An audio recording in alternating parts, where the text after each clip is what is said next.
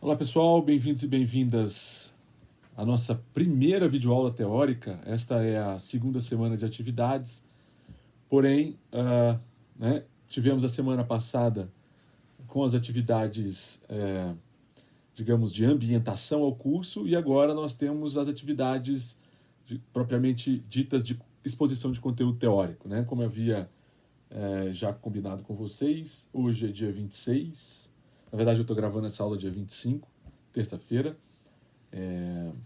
Então, hoje eu pretendo dar início, digamos, brando, né? Porque depois da última aula eu percebi que realmente...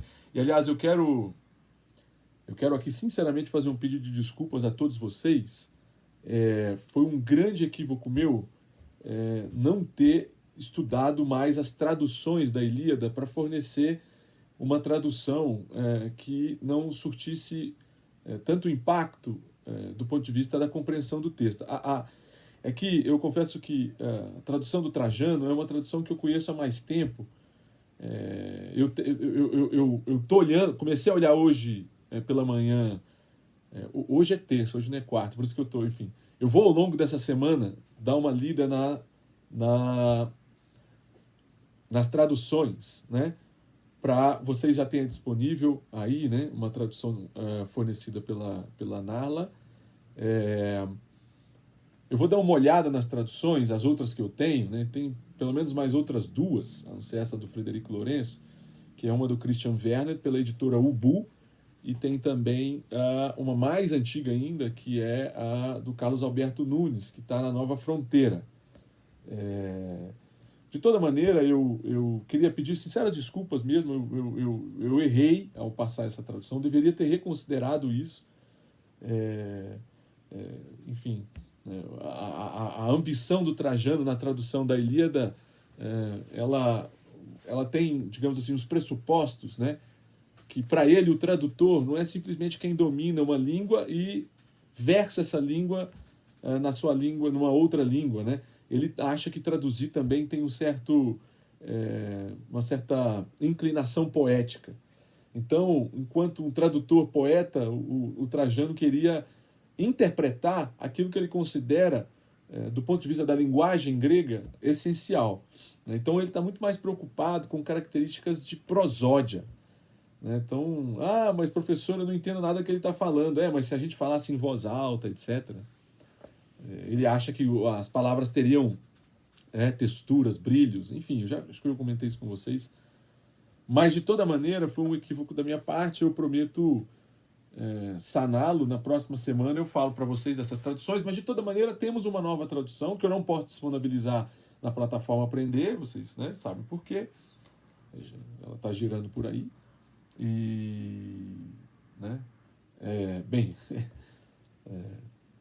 Então, eu quero pedir essas sinceras desculpas a vocês devido a um equívoco, né?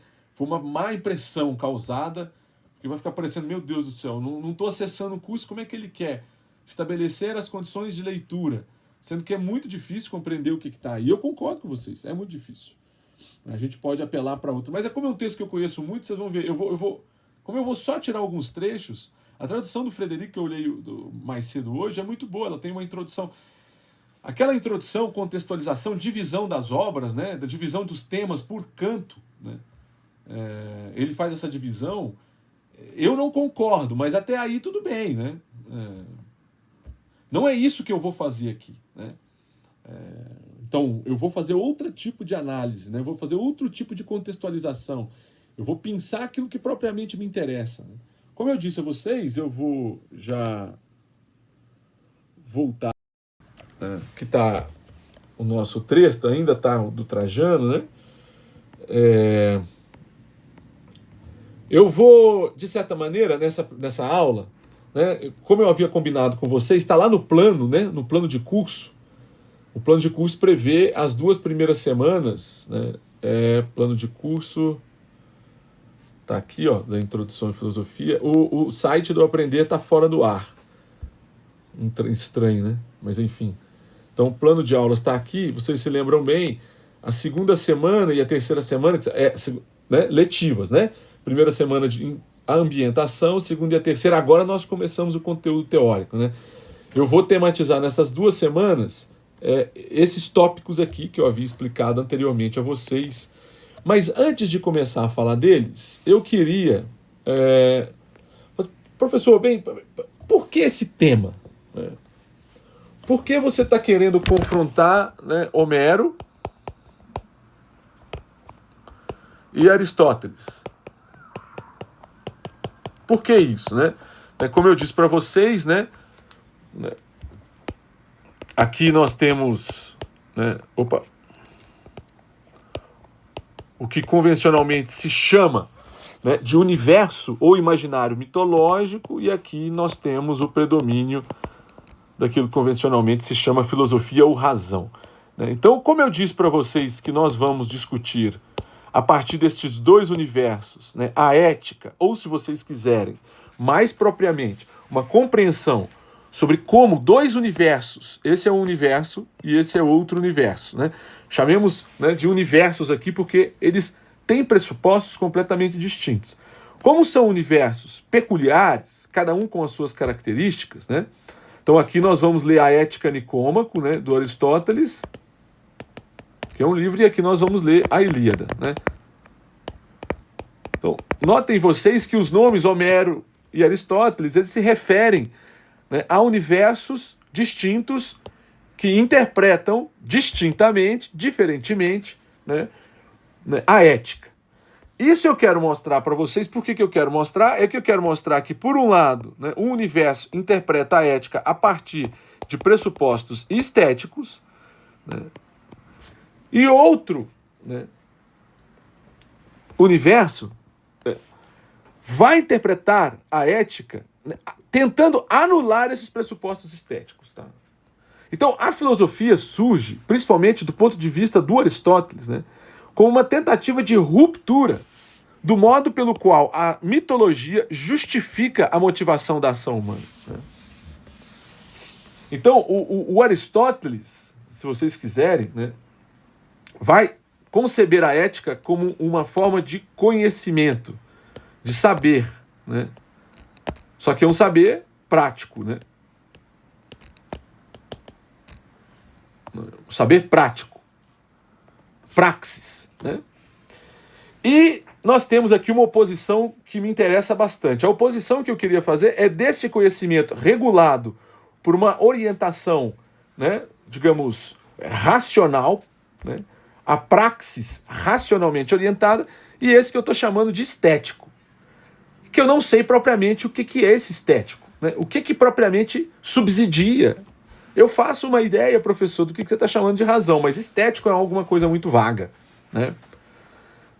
Então eu vou ter que mostrar para vocês o que eu estou chamando de estético. E vou mostrar que esses universos são completamente distintos, mas que foram viáveis. Nós não estamos aqui pensando, né, em coisas que não existem, né? Obviamente, né? Até porque se a mitologia não existe enquanto uma descrição de fatos reais, ela existe enquanto crença, tá? Ela só perdurou na memória do povo grego. Aliás, os textos chegaram até nós não gratuitamente, né? Eles chegaram até nós porque, culturalmente, né, esses textos, Ilíada e Odisseia, eles tiveram um forte impacto cultural. Aliás, não só forte impacto, como determinante na construção da própria noção de cultura ocidental. Mas eu falei muito sobre isso e eu não contextualizei para vocês de onde eu tirei essa ideia. Eu vou contar para vocês como é que eu cheguei aí, tá? Vou, né, tirar a carta da manga e explicar para vocês por que eu estou falando sobre isso. E o motivo de falar sobre isso é um autor, né, que eu estudo há alguns anos em filosofia. É um autor do século XIX, alguns e algumas de vocês já devem ter ouvido falar nele, que é o Friedrich Nietzsche, né? O Nietzsche, né, é um autor razoavelmente conhecido, enfim, por diversos motivos, né? Ele se tornou até mesmo um autor, vou falar essa palavra, né, pop, porque ele foi, de certa maneira, né, construído a partir de uma certa tendência cultural, né, de subversão dos valores dominantes, né? Então, o caráter, na verdade, pop aqui, no sentido, né, talvez mais artístico da palavra, não de cultura de massa propriamente, né, mas de subversão pela massa dos valores anteriormente pensados e concebidos. Então, por exemplo, né, crítica ao cristianismo. O Nietzsche é muito conhecido pela crítica que ele faz aos valores cristãos. O Nietzsche é conhecido por pensar, enfim, as condições futuras, né, da existência humana. O Nietzsche é conhecido muito por estabelecer um parâmetro artístico, né, para aquilo que nós podemos chamar de vida, né? Uma vida artisticamente concebida, né? Então, né, se fala muito sobre isso, né, de uma certa arte de viver na filosofia do Nietzsche, né? Eu não concordo com nada disso, né, mas eu tenho que concordar que ele se tornou muito popular, né, se massificou, justamente porque há um certo pendor, né, para a contestação de tudo que está aí, se vocês quiserem, né? O Nietzsche, em 1881, ele escreveu esse livro aqui, chamado Humano Demasiado Humano, volume 2. Em 1878, ele havia escrito Humano Demasiado Humano 1.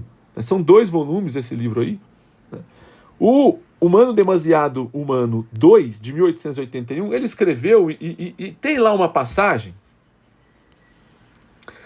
que é essa aqui: como Homero pode ser paradoxal.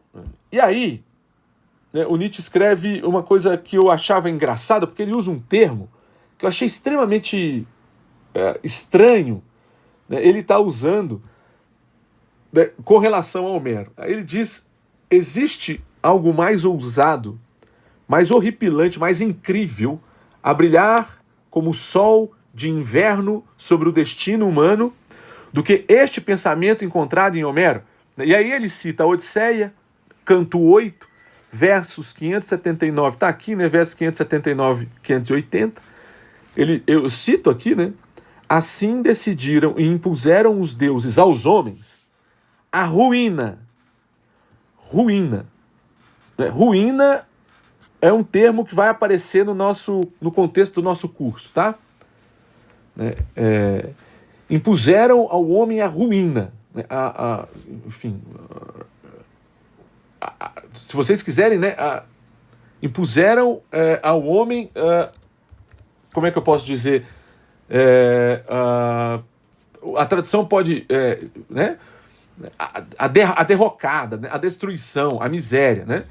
Então, ruína é uma ótima tradução, né? Então, assim decidiram e impuseram os deuses aos homens a ruína, para que gerações posteriores a cantassem. A tradução, por exemplo, do Trajano é muito interessante, porque se gerações posteriores a cantassem, né?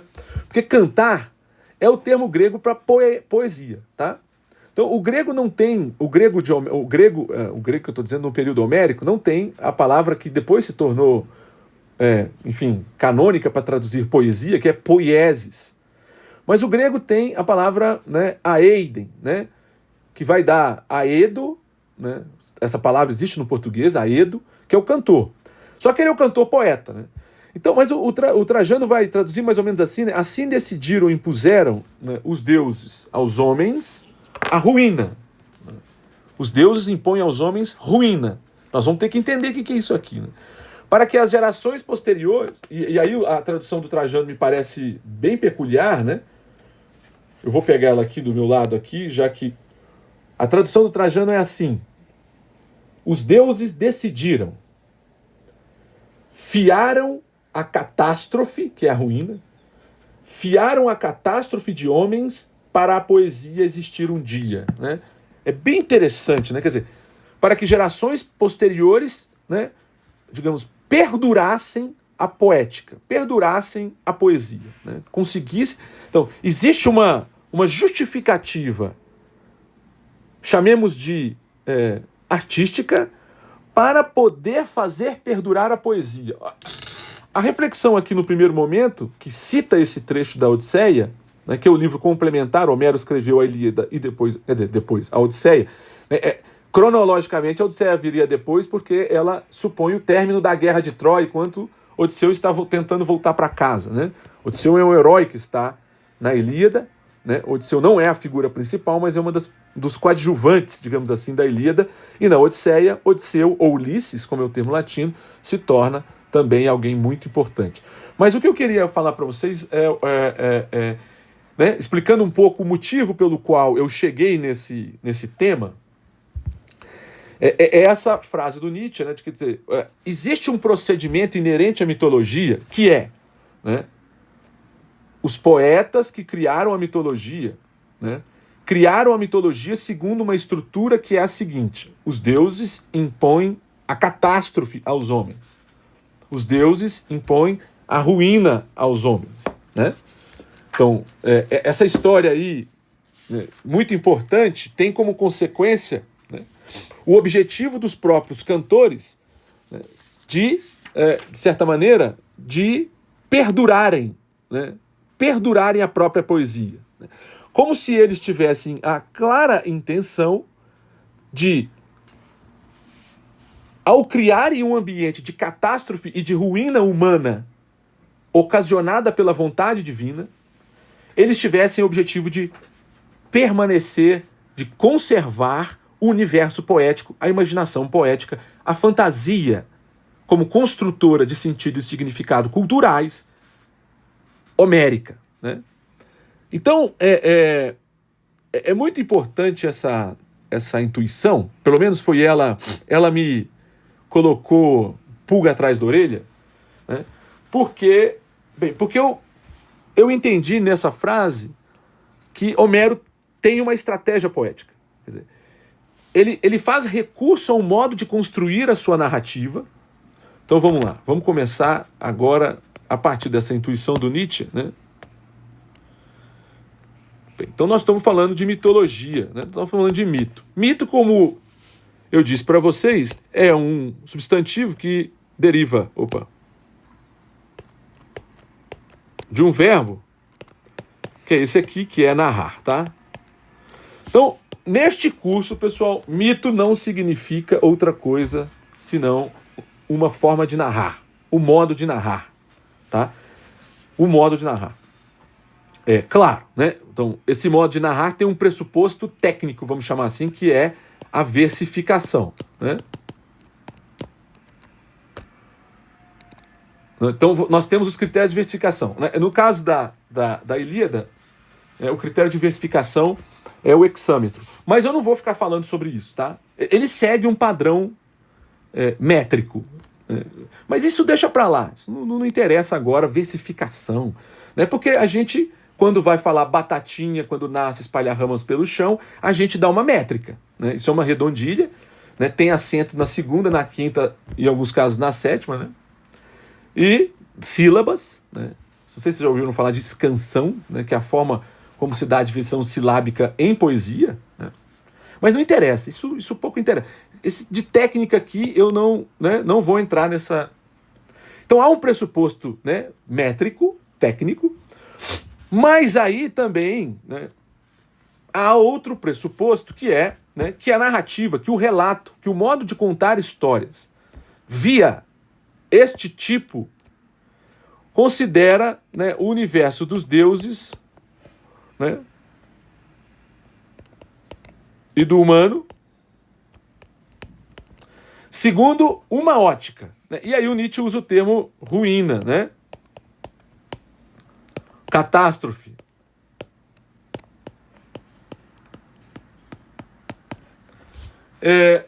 Ele cita Homero, né?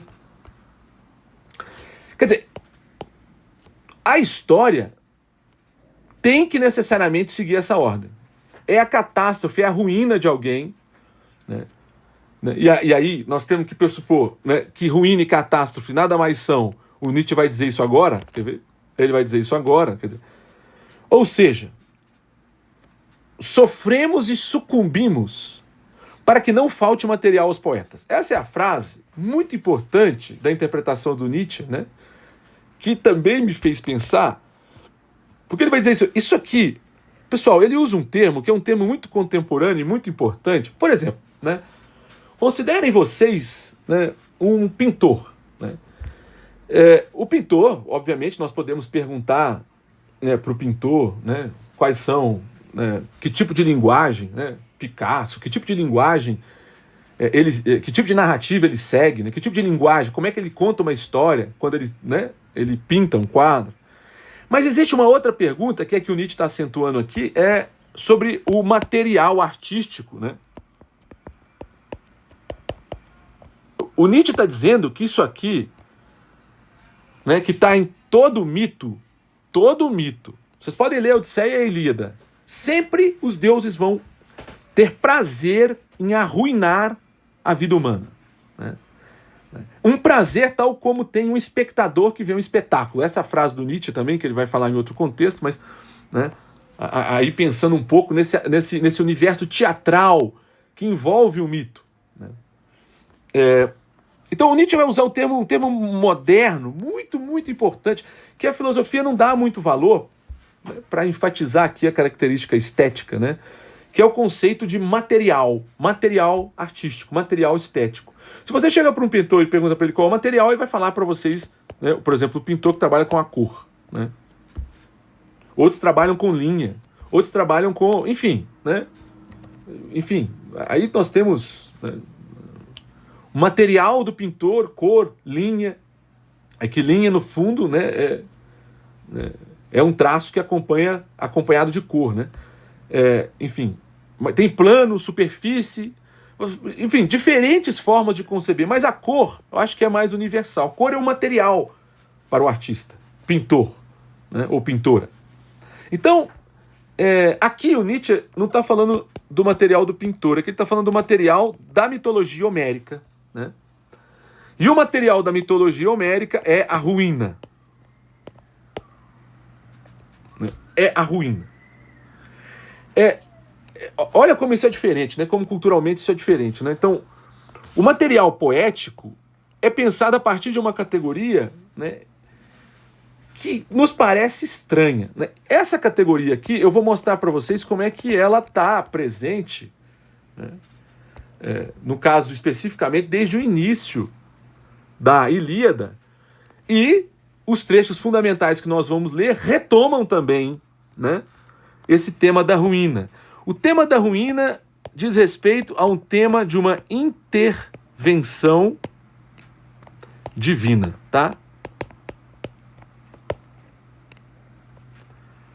O tema da ruína é o material poético que constrói representações que envolvem o poder da intervenção divina, né? Uma intervenção sobrenatural. O que ele está dizendo é o seguinte: há um interesse na construção, na narrativa, no mito homérico, né?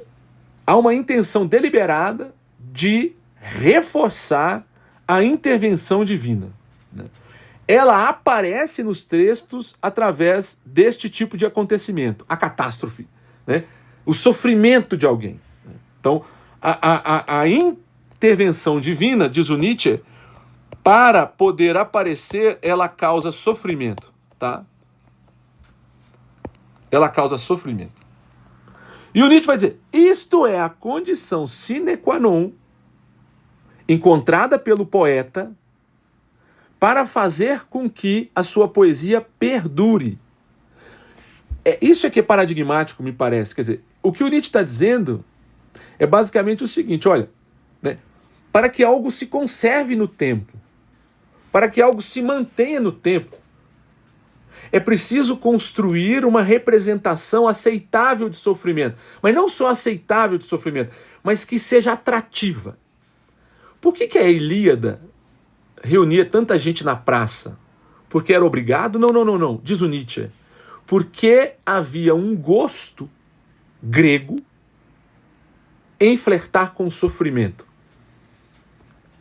Um sofrimento criado pela fantasia e imaginação poética, segundo uma estratégia. Que estratégia? Vamos arruinar, através da intervenção divina, a vida humana. Você fala, professor, que horror! Sim, que horror é porque o livro que determina hoje, em geral, a nossa vida, é outro, né? Apesar de a Bíblia ser cheia de sofrimento, o Antigo Testamento ser cheio de intervenção divina para castigar o homem. Enfim, eu posso citar o Velho Testamento para vocês. Se há um livro influente hoje na cultura ocidental, é a Bíblia, né? Acho que isso, mesmo para quem... eu não sou cristão. Tudo bem, mas né, em algum momento você teve laços ou relações diretas com a tradição cristã. Pensem a quantidade de intervenção. Né? Por exemplo, uma passagem muito conhecida do Velho Testamento, que é, né, a ruína ou a catástrofe de Jó. Jó, um crente, né, que vai ser testado, né, provado por Jesus, porque, né, o ser humano, né, no momento de sofrimento extremo, ele abdicaria, negaria, né, Deus. Então Jó prova que não. Né? Então há uma intervenção divina para causar sofrimento em Jó. Isso existe, pessoal, desde que o mundo é mundo. O que o Nietzsche, no Novo Testamento, vocês vão falar, mas no Novo não, professor, eu acredito no Novo Testamento, não no Antigo. Como não? Sexta-feira da Paixão vocês vão para a rua para ver alguém crucificado. É sofrimento puro, é ruína. Nós gostamos da ruína. Quando ela é criada pelo imaginário poético. Não estou falando de violência física, hein, pessoal? Estou falando de violência transposta para um registro fantasioso, imaginativo. Ou, se vocês quiserem, mitológico. De uma narrativa, de uma forma de contar uma história. Né? Então, Nietzsche vai usar esse conceito muito importante, né, de que toda essa estratégia de Homero, né, de forçar o sofrimento, de pautar o sofrimento como guia da construção das personagens e dos acontecimentos da Ilíada, isso é uma estratégia poética para perdurar a própria poesia. Então, se o Homero tivesse tentado construir e pautar a poesia pela felicidade, não seria Homero, tá bom? Seria uma outra coisa. Porque nós teríamos uma outra percepção do que é poesia. Né? A poesia não é felicidade, não é a busca da felicidade. Né? A poesia, fundamentalmente, é a forma de sentir prazer na construção imagética, imaginária do sofrimento humano. Né? E que dá gosto. Essa é a tese forte do Nietzsche, né? Que me chamou a atenção e que me fez mapear. Mas onde é que isso aqui, né? Onde é que isso aqui está na Ilíada? Por que isso aqui aparece? O Nietzsche, para vocês terem uma ideia, eu vou falar de uma outra fonte. Olha, o Nietzsche intensifica tanto isso que ele, anos depois, escreve esse livro aqui, que talvez alguns de vocês já até leram, né? Genealogia da Moral. É um texto dele de 1887. Ele é dividido em 3 partes. Na segunda parte, o Nietzsche vai falar de um problema que vai nos ocupar, que é o problema da culpa e da responsabilidade. Né? O Nietzsche vai tentar discutir o problema da culpa e da responsabilidade. Né? O que quer dizer, né, culpa? Né? Obviamente que você pode pensar isso do ponto de vista religioso, né? Você pode pensar isso do ponto de vista jurídico. Né? Mas, em geral, a culpa, né, nada mais é do que uma forma de se sentir sujeito de uma determinada ação. Né? Culpa nada mais é do que se sentir sujeito de determinada ação. Mas que ação? Uma ação que provocou algum tipo de sofrimento. Um delito, um crime, uma falta, uma atitude que resulta, por exemplo, no dano de alguém. Culpa é, então, o reconhecimento, né, de um eu, de um sujeito, de uma representação de si mesmo, que é a causa da ação. Né? E que tipo de ação? Um dano. Então, quando eu causei um sofrimento a alguém e reconheço a mim mesmo como a minha vontade, o meu querer, como sendo aquilo que me motivou a causar isso, né, diz o Nietzsche, eu sinto culpa. Né? Quando eu me responsabilizo por um tipo de lesão a alguém, de delito, de causar sofrimento. Ou, se vocês quiserem, quando eu arruíno alguém, causo sofrimento em alguém, né, eu tenho culpa. Tá?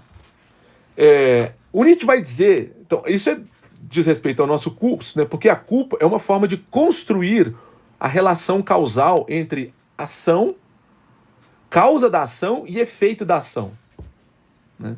A culpa, psicologicamente, ela constrói, tanto no âmbito religioso quanto no âmbito jurídico, né, uma etiologia, né, um estudo da causalidade da ação. Então, quais são os efeitos? Prejudiquei alguém, prejuízo, lesão, né? Enfim. E qual é a causa? A minha vontade. Qual é a causa? Eu não estava, né, ciente do que eu estava fazendo, né? Estava suspenso temporariamente a minha consciência. Então você não é culpado, né? O Nietzsche vai falar no final dessa segunda parte, né, tá no finalzinho aqui, né? Que, olha só, de novo ele vai citar Homero, né? Homero está na citação aqui embaixo, né? Mas o Nietzsche vai falar de novo do tema, o Nietzsche chama a culpa de má consciência, tá? Aqui nesse contexto aqui. Aí ele vai falar assim: por muito e muito tempo, esses gregos, os gregos, se utilizaram dos seus deuses de novos deuses.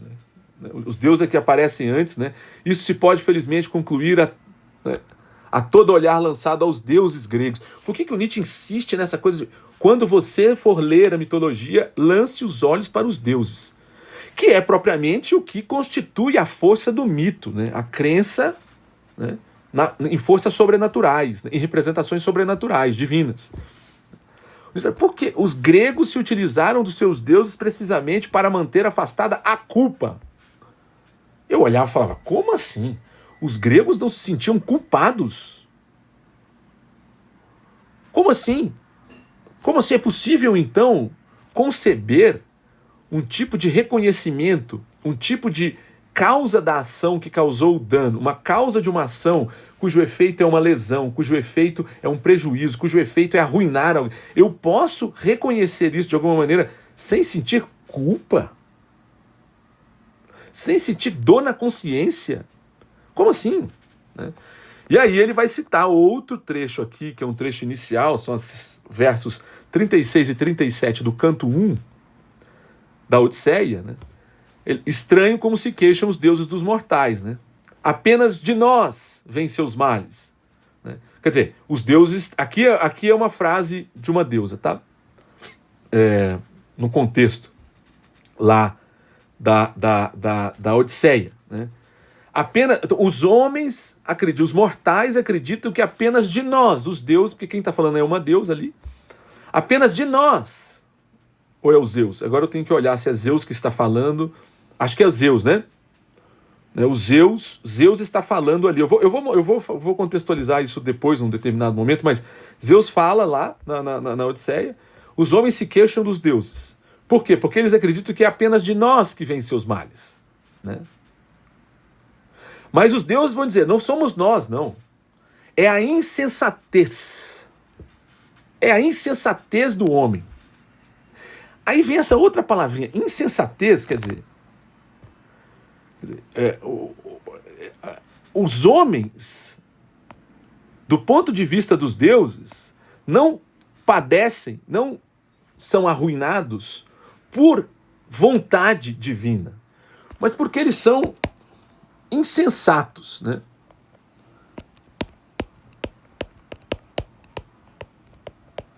Insensatos. É um tema difícil, né? Um termo difícil de trazer. O Nietzsche vai especular melhor isso, né? Ele vai dizer, né, que essa insensatez é como se os homens tivessem enlouquecidos, né? Como são loucos é o que pensa ao observar os maus feitos dos mortais. Né? E loucura, insensatez, uma perturbação na cabeça, quer dizer, ele perdeu o juízo. Ele perdeu o juízo. Ele não está de posse das suas faculdades de julgamento, das suas faculdades, né? Ele teve uma alteração, né, da sua capacidade cognitiva. Né? É isso que ele está falando. Insensatez é quando alguém perdeu o juízo. Perdeu o juízo. Né? Insensatez significa isso. Né? Ele não é capaz, é uma tolice, é uma burrice, se vocês quiserem. Né? Ele, como a gente diz na linguagem natural, ficou louco. E a gente vai falar, bem, isso aqui, né, é quando eles perderam o juízo. Né? Ou se vocês quiserem, eles enlouqueceram. Né? Esta ideia, senhoras e senhores, e eu vou fazer uma primeira pausa, já passou do tempo, há muito tempo, né, de terminar essa primeira aula, tem 35 minutos. Essa frase é, se vocês já leram, algumas já decifraram, essa frase não é à toa, ela está aqui, ó. Olha aquela aqui. Olha o contexto dela aqui. Tá? Ela vai aparecer já nos primeiros trechos em que nós vamos discutir a Ilíada. Né? Então, o Nietzsche vai dizer, para não ter culpa, né, para não sentir dor na consciência, para não se sentir responsável de um sofrimento causado, os homens tinham um subterfúgio. Um subterfúgio construído segundo uma estratégia poética. Uma estratégia criada pela imaginação poética de Homero. Né? Que é, não fui eu, foram os deuses. Aí os deuses dizem, mas não fui eu não, é vocês que perderam a insensatez. Vocês que perderam a sensatez. Vocês que perderam o juízo. Mas aí os homens vão insistir, os mortais, mas quem tirou meu juízo? E aí vai ficar claro que quem tira o juízo dos homens são os deuses. Tá? Os deuses adoram enganar os homens, adoram enganar os humanos. Né? E eles enganam os humanos simplesmente intervindo na sua capacidade cognitiva, né? Na sua habilidade cognitiva de julgamento, na sua, digamos assim, consciência. Então, como eles alteram a consciência dos mortais, né? A consciência dos seres humanos, né? Seres humanos aqui não vale, mas são mortais, né? Porque eles morrem. Né? O que não morre é divino. São os heróis. Né? Então eles conseguem, de certa maneira, ludibriar, enganar os homens. Né? Tudo isso para arruiná-los. E a ruína constituindo, por sua vez, o material poético que perduraria a própria poesia. Portanto, perduraria o conjunto de sentidos e significados, o conjunto de valores, né? O conjunto de práticas, de costumes que estão ali naquela obra. É isso que quer o poeta, quando quer construir, né, desta e desta maneira, que eu acabei de explicar, segundo Nietzsche, né, essa visão de mundo. Eu vou fazer uma pausa na primeira parte, porque ficou muito longo essa parte. Eu só quis contar para vocês de onde eu estava tirando essas ideias.